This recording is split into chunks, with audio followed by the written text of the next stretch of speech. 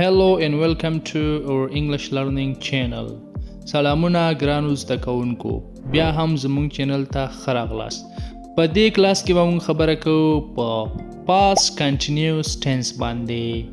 موږ به وایو چې past continuous tense څه شی دی او په کومو وختونو کې کاریږي. موږ به په څلور مهمو سټرکچرو باندې هم خبره کوو.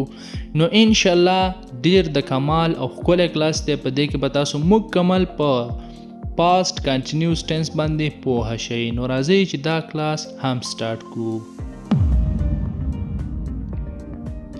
What is past continuous tense? Past continuous tense څه شی دی؟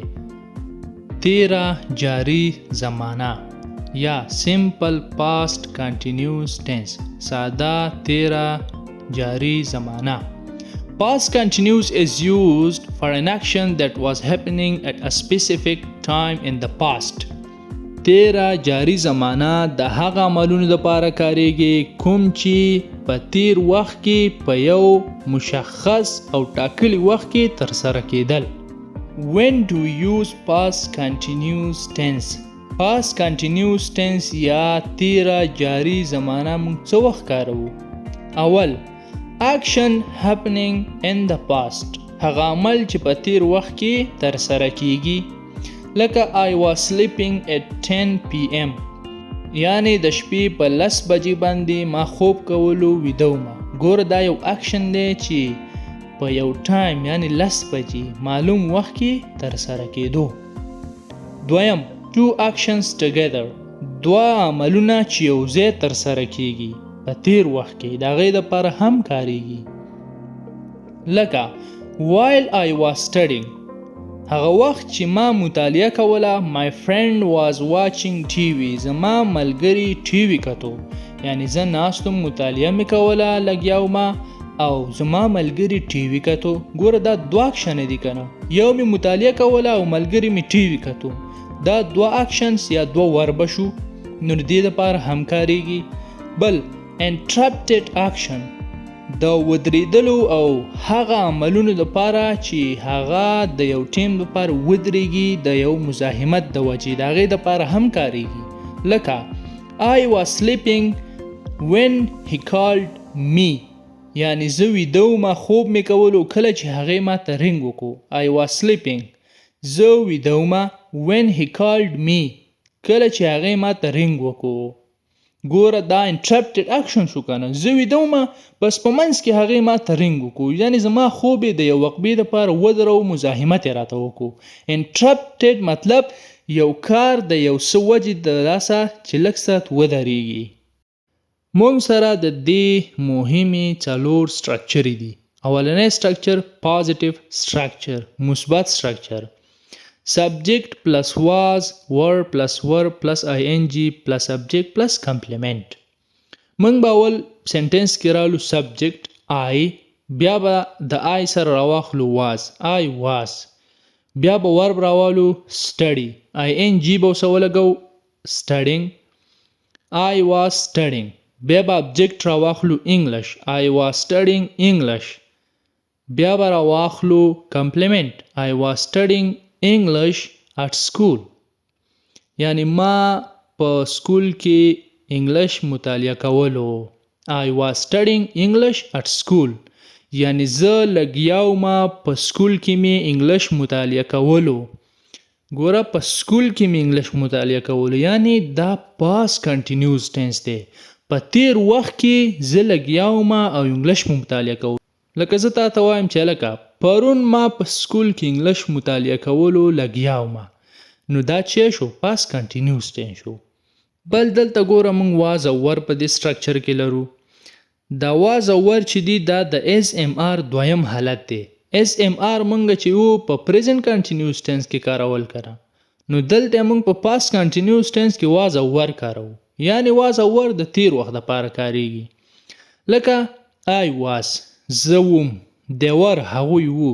was چې دی د I he she it دپاره کاریږي، یو کس دپاره. were د جمع دپاره کاریږي، they we you جمع دپاره were کاریږي. she was cooking food، هغه لګیا وه خواړه یا غذا یې پخوله. she was cooking food، هغه لګیا وه غذا یې پخوله. They were watching TV. هغوی ټي وي کتلو یعنی لګیاو ټي وي کتلو. ګورئ معنا ته سم غوږ نیسئ. We were learning English. مونږ انګلیش زده کولو لګیاو انګلیش مو زده کولو. دا past continuous tense دی. I was reading a book. ما یو کتاب لوستلو یعنی زه لګیاو ما کتاب می لوستلو. Positive sentences. I was studying English. زه لګیاو ما انګلیش می مطالعه کوو. I was reading a book. لګیاو ما یو کتاب می لوستو. I was watching TV. ما ټي وي کتلو یعنی زه لګیاو ما ټي وي می کتلو. ګوره دا past continuous tense دی یعنی دا کارونه په تیر وخت کې جریان لرو روان وو. I was learning grammar. ما ګرامر زده کوو. I was writing homework. ما خپله کورنۍ وظیفه لیکله. He was playing cricket. هغه لګیاو کرکټ یې کوو. He was driving a car. هغه لګیاو یو ګاډی چلوو. He was talking on the phone. هغه لګیاو په موبایل باندې خبرې کولې. بل مونږ سره دی negative structure. منفي structure. Subject plus was were plus not plus were plus ing plus subject plus complement. ګوره هماغه structure دی. یو not پکې اضافه کوي یعنی جملې منفي ته واړوي. خلاص. I was not sleeping. ما خوب نه کولو یعنی لګیا نو ما خوب می نه کوو. I was not watching TV. ما ټي وي نه کتو یعنی لګیا نو ما ټي وي ته ناست نه وم. I was not playing cricket. ما کرکټ نه کولو زه لګیا نو ما کرکټ می نه کولو. He was not working. هغه لګیا نو کار نه کوو. He was not reading. هغه لوستل نه کول. He was not playing. هغه لوبه نه کوله. He was not sleeping. هغه ویده نه و خوب یې نه کوو. He was not talking. هغې خبرې نه کولې. ګوره دا ټول منفي دي یعنی نه کوو دا کار. دې ته وایي negative sentences یا negative structure یعنی منفي جملې. She was not studying. هغې مطالعه نه کوله. She was not drinking tea. هغې چای نه څکو. She was not watching TV. هغې ټي وي نه کتو. بل مونږ سره دی questions یا interrogative sentences یا interrogative structure. سوالیه structure چې مونږ په هغې کې سوالونه کوو. په هغې کې به was او were اول سر ته راوړئ بیا به subject ولګوئ بیا به verb ولګوئ بیا به ing بیا object بیا complement. نو دا مونږ سره interrogative structure شو یعنی was او verb اول سره ته راوړئ. په was او verb سره تاسو تپوس کوئ پوښتنه به کوئ. Was I speaking correctly? آیا ما په صحیح ډول باندې خبرې کولې یعنی کله چې ما خبرې کولې زما د خبرې صحیح خبرې وي په صحیح ډول مې کولې که نه. دا تپوس وکړو. Was I learning English? آیا ما انګلیش زده کولو یعنی زه لګیا وم انګلیش مې زده کوو. Was he playing cricket? آیا هغه لګیا و کرکټ یې کوو. Was he working yesterday? آیا پرون هغې کار کوو. Was he sleeping? آیا هغه ویده و خوب یې کوو. Was she cooking food? آیا هغې غذا یا خواړه پخول. Were they watching TV? آیا هغوی ټي وي کتو. Were they watching TV? آیا هغوی ټي وي کتو. Were they studying together? آیا هغوی یو ځای مطالعه کوله یعنی لګیا و یو ځای مطالعه کوله. Were we learning English? آیا موږ یو ځای انګلیش یادوو. Were we doing homework? آیا مونږ یو ځای خپله کورنۍ وظیفه انجاموله. Were we listening carefully? آیا مونږ په دقت سره غوږ نیوو یعنی کله چې مونږ یو چا ته غوږ نیوو خبرې ته مو غوږ نیوو غوږ مو صحیح ورته نیولی او که نه یعنی تاسو تپوس کوئ. او د دې جملو دپاره چې دا څوک درنه تپوس کوي دې دپاره لنډ جوابونه هم ورکولی شئ لکه yes I was was home. لکه تپوس درنه وکړي Were you sleeping? آیا ته خوب کولو یعنی ویده وي. ته ورته چې وایي yes I was و یعنی ویده وم خوب مې کوو. یا no I was not نه نو ما.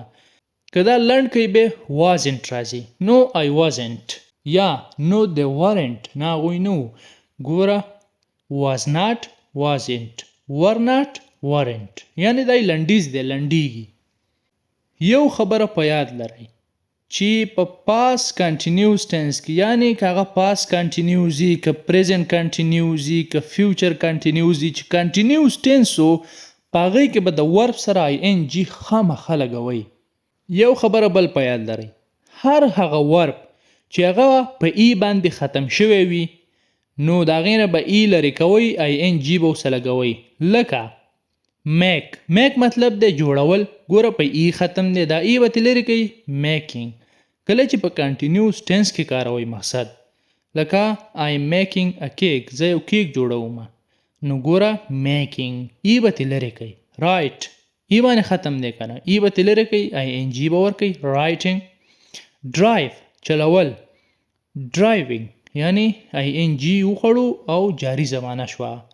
بل ګورئ ډبل کانسوننټ، که چیرته یو ورب په منځ کې واول راغلی وو او اخوا دېخوا ته کانسوننټ وو نو هغه اخرنی کانسوننټ به تاسو ډبلوئ لکه رن رننګ، سیټ سیټینګ، سویم سویمینګ. کامن مسټیکس، هغه غلطۍ چې تاسو یې کوئ ځینې وخت کې I was go to school، دا ګوره غلط دی ځکه ته په پاس کنټینیوس ټینس کې خبره کوي، ته به وایې I was going to school یعنی زه سکول ته روان وم.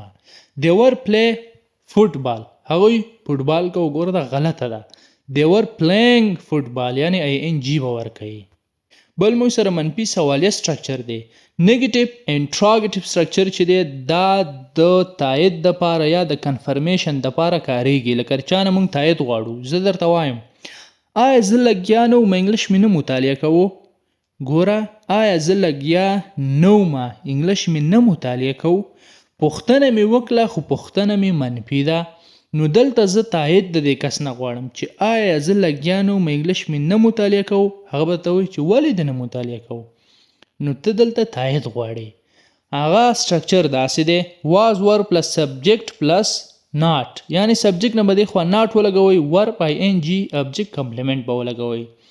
لکه واز آی ناٹ سپیکینګ کریکټلی، آیا ما په صحیح ډول باندې خبرې نه کولې، پوښتنه کې پوښتنه دې منفي ده. واز هی ناٹ پلیینګ کرکټ، آیا هغه کرکټ نه کوو. was he not working yesterday، آیا هغې پرون کار نه کوو.